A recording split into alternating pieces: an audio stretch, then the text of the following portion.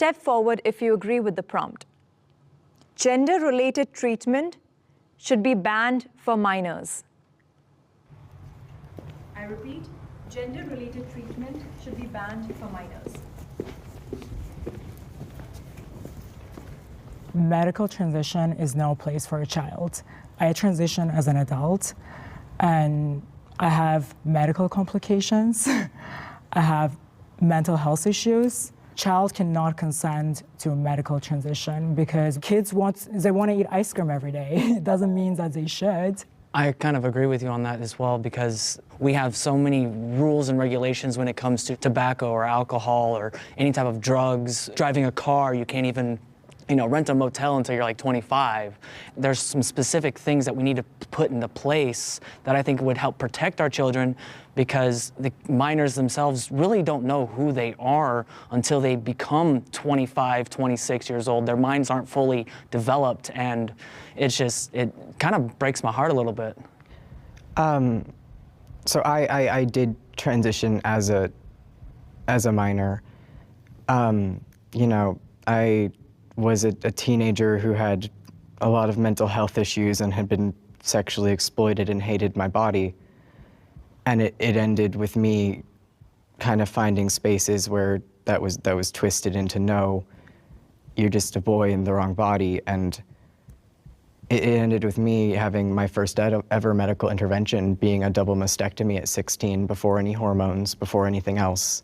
And because of transitioning at such a young age, in the past 6 months, I have watched my body fall apart and waste away in front of me. I have constant joint pain. I've watched my muscle mass waste away. I've watched my vocal cords hurt. I don't know if I'll ever be able to carry a child. The evidence we have suggests that the best way to figure out if gender dysphoria persists into adulthood is to let them grow up. Because a lot of these kids will grow out of it, and many of them will just grow up and end up being gay or gender nonconforming. Yep. Can the disagreeer step forward? I mean, if we're going to be honest, every major medical organization supports gender-affirming care for trans youth. They say it's safe and it's life-saving.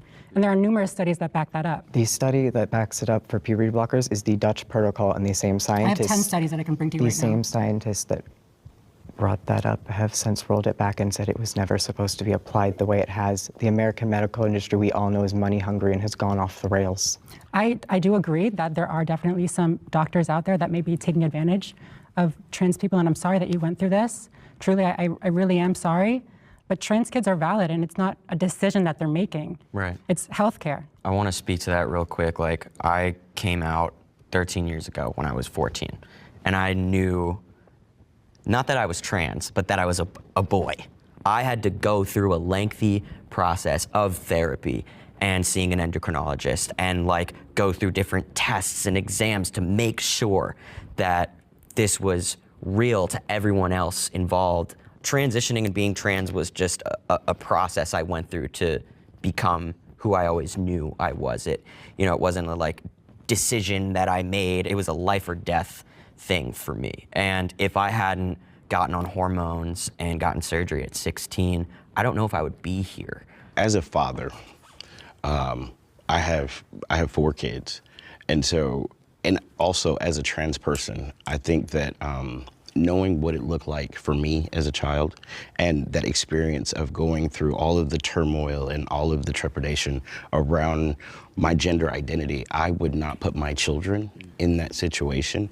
And also, I don't think that surgeries should be allowed for minors. When we look at the data and we look at the statistics and we look at the research, the vast majority of these surgeries are happening to adults. They're not minors. Yeah. So let's start there, right? And then further than that, if we look at puberty blockers are reversible. So when it comes to children, when we talk about puberty blockers, that gives them a shot. Yeah. And it gives them autonomy over their bodies. It gives them a space that they can explore their expression. They can explore who they are without surgeries, without all of these other things that could have permanent effects. My kids were maybe 8 and 10 when I started my transition. And so I talked to them in kid terms. I told my son, I said, look, your mom, dad wants to be a dad because that's how I feel. And my kids being so young, they understood it. They were like, okay, we're with it, And so as they got older, I would bring them into my world and get them to understand the things that maybe I was going through. But now that they're adults, they understand differences in people, not just trans people, but people in general. So there is such thing as gender fluid. How Yes. do you know that this kid is not going to change their gender expression later on? We really actually don't have studies on children that are taken over long term, like over 10 years, 20 years. You've only been on testosterone 14 years. One of the oldest trans men, Buck Angel, he almost died from testosterone. You're saying right now it saved your life, you may still die from it. You don't know. You're die still happy. Exactly. You'll die adult, for you can ideology, make and a that lot of decision. people have died for an ideology. It's not an But ideology. we have It more is. people that are Who I am. dying because It's an they're not idea that you were allowed born to in the wrong express body. themselves. Look at the suicide rate of transmasculine folks is at 55%. And one of the factors that could save their lives is support, right? And so if we have folks that are committing suicide because they're not allowed to transition, how do we fix that? If I you're telling think me the transition the for first thing- children or minors is something that shouldn't be done. The first here, I am very sensitive to this subject, as I've been the person who has had to talk people off the ledge when it comes to suicidality. The discussion around how we talk about suicide is a very dangerous one in this community. My parents were told, do you want a dead daughter or a living son? That's not an appropriate way to talk about that. And I understand that, but And it is our transmasculine youth I understand that that. are at the highest risk I of understand that, suicide. and they deserve help. But we also need to have a responsible conversation that is not using suicide as a means to push them down a pipeline before they have that comprehensive care. So I have a question. Sorry, Aris, I know you've been wanting to say Yeah, something. no, because I have a big problem. Oh, yeah, no, so I'm not an interrupter. What I'm going to say is we insult children, our youth, so much by taking away their autonomy and their own agency over their own decisions and insulting that they know who they are. Like an adult knows who they are more than they do. No one knows who I am more than I do. Right. And it's always been that way. I've always known who I was. I've never felt like I was in the wrong body. I just had to adjust my body. And so I think taking away kids' agency and the right to their own body is, it's anti-human. I have a question. Do you believe minors should be able to get tattoos or plastic surgery or consent to the list of other? so different. No, wait, no, hold on, I let me understand they answer are this question different for things, you. but to what No, you level can't do even we? make that No, to what level do we give children bodily autonomy over everything they do? Because here's the thing, children need barriers in childhood development. You need barriers, and they need a safe way to push against those barriers. And I worry with the current medical system that instead of giving them a safe way to express themselves and push against barriers, we have taken some of those barriers away. And that is why you see more detransitioners, because those barriers have been lifted. Yeah, they're not just doling out surgeries for children. That's not happening I had a anywhere. letter from a therapist in a single visit at the gender clinic office And before that I was had abuse the from first. that therapist who did Yeah, not that- Yeah, that's psychoanalyze awful. the rest That should of your not issues. happen. Right, and that shouldn't because have happened. your Not issues happen weren't to you. being trans. There were a lot of other issues that you're I have a addressing right diagnosis now. of gender dysphoria as And well. you shouldn't. You were misdiagnosed. No, I have one. Right. Yeah, you had to get a second opinion, honey. Right. And how was Can how was I supposed to do that when my parents were told That's that I not would your kill fault. myself? But your Yeah, that's not your parents, fault. your parents, Their biggest crime in all this was trusting a medical system that they thought would help me, and the professionals apparently not doing the right thing here. I understand, but your Yeah, parents were absolutely responsible for the decisions that were made on your behalf. I think that what this really highlights is the importance of you sharing your story, because what it shows is that you can't jump into these transitions, and you Yeah. shouldn't listen to these doctors that push you to transition just Nobody because you're feeling a should. certain way. Social media brainwashes teens to believe that they're trans. I have to agree on that one. Like, there's this thing about it. Right. Like, yeah, there's this play that they have. I don't think that it necessarily brainwashes children, but I think there are a lot of people who get into being queer or trans because it's trendy. And I know that's a really controversial statement to make as a trans person, but I have seen it, I have experienced it, and I also find that social media, especially apps like TikTok, give a lot of these kids so much misinformation and lead to people thinking they're trans when there are much deeper issues. And everyone just wants to belong and find an identity, especially when they're young. You know? I think brainwash is such a strong that's word a very to use aggressive there word. I when would it's not. That's why I hesitated to step forward. And that's why I would step in and actually say it's more so of like a social contagion. It's just, yeah. What got me to transition in the first place was social media. It had a grasp on me that there could be something else out in the world for me during that discovery.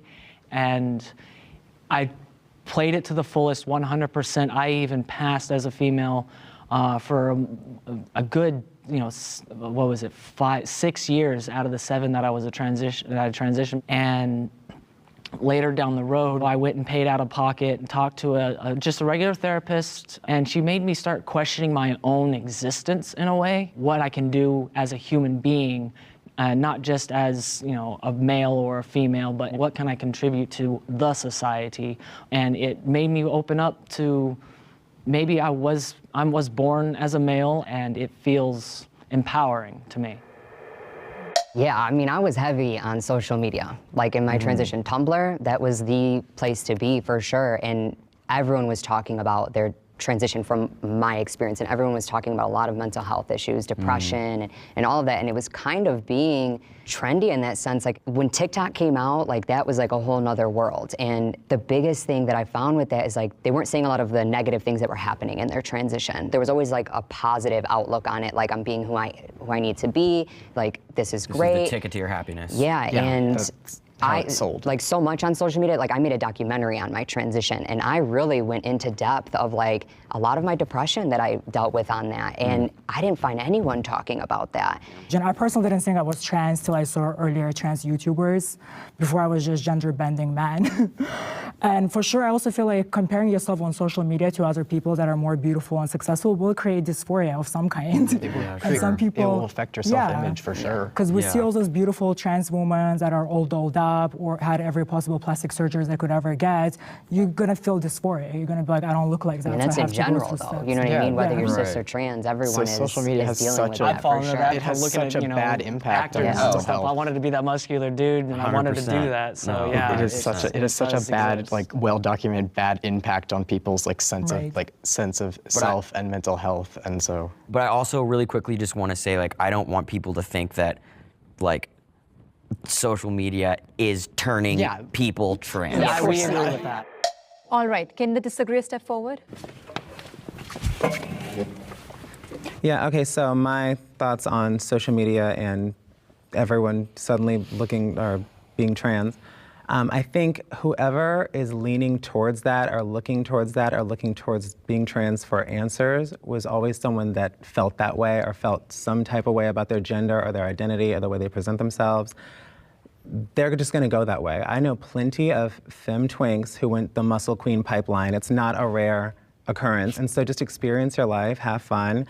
Try not to take social media seriously because no one is advertising their failures. It's all fake. Yeah, but I think it is also important to say that like social media is very, very effective. You know, I mean, I personally scroll on TikTok and I'm like, do I have OCD? Do I have autism? Like all these different things. And like it can suck you in. So it's important to be aware of those things. I have a question for Samantha, since you have the largest platform here. Do you believe over the years you've inspired people to transition? Yeah, I do. Yeah, I think that I've inspired people to believe that it's okay to be transgender, it's okay to express themselves, and that it's possible to live a happy and successful life. How do you feel about the fact that some of them are going to regret the body modifications they got and going to have like... I think that they should go to a doctor that is well-versed in gender care and have the appropriate psychoanalytic analysis done beforehand. That's not my problem. I feel like a lot of folks are going to social media looking for possibility models. They're looking to see if they're okay. I know for me, when I was very young, looking to see if there were other people like me, because for a long time I thought that I was the only one. Exactly. I thought I was the only one. And so feeling like that, like suicide was a thing for me, right? And so when I did see a possibility model, when I did see somebody that looked like me, that put me in a space where I was like, I'm okay. Sigh of relief. Right. I will say there's also a difference from like showing people that you can have a positive life and then telling them what to do. So I think you on your channel are kind of like, hey, look what I was able to do and how this made me feel, versus like, you should do this because I did this. Yeah. So And I I'm think, also, I try my best to be very upfront right, about the because issues we of can't help if transition. someone's Exactly. going to change their mind on something. Like, that's inevitable. Yeah. We're humans. And I have to jump Yeah. on one more thing with that. Like, if I'm watching her channel and it inspires me to transition, I have been watching white straight men be president for years, and I've not wanted to be president once. So I don't identify with that. If we're going to talk about brainwashing, let's talk about where we see things every single day happening a certain way versus someone just living their life authentically. People with gender dysphoria need therapy, not surgery. I guess. Yeah, I'm gonna have to agree with that one. I don't. I've been convinced. We all agree. I think It's potentially both, though. Yes. I think everyone with gender dysphoria needs to go through a therapeutic process and mental health care before they make that choice for themselves. Exactly. I personally confused a lot of my gender dysphoria for body dysmorphia because no matter how much I feminize my body, till today I still don't feel comfortable in my own body. And now, like, looking among like members of trans community, I see that people keep on getting more and more surgeries. The surgeries are no longer affirming. You can just tell that this person is like struggling with body images. I was able to get on estrogen pretty quickly when I was 22, and my mental health declined afterwards, and I attributed it to being still in the wrong body, needing more body modification, end up getting sex reassignment surgery. I do believe that transition was sold to me as a hardware fix for my mental issues that were not addressed. I still struggle with internalized homophobia that pushed me into transition in the first place. I struggle with borderline personality disorder, body dysmorphia. I'm on a spectrum, and I'm ADHD, and I have all those issues that were not helped, and I was still struggling with them after transition, and I still do. Overall, after a few years, I came to a conclusion that I was not in the wrong body, that I'm a gender non-conforming man, and I am a feminine man. That's what I am.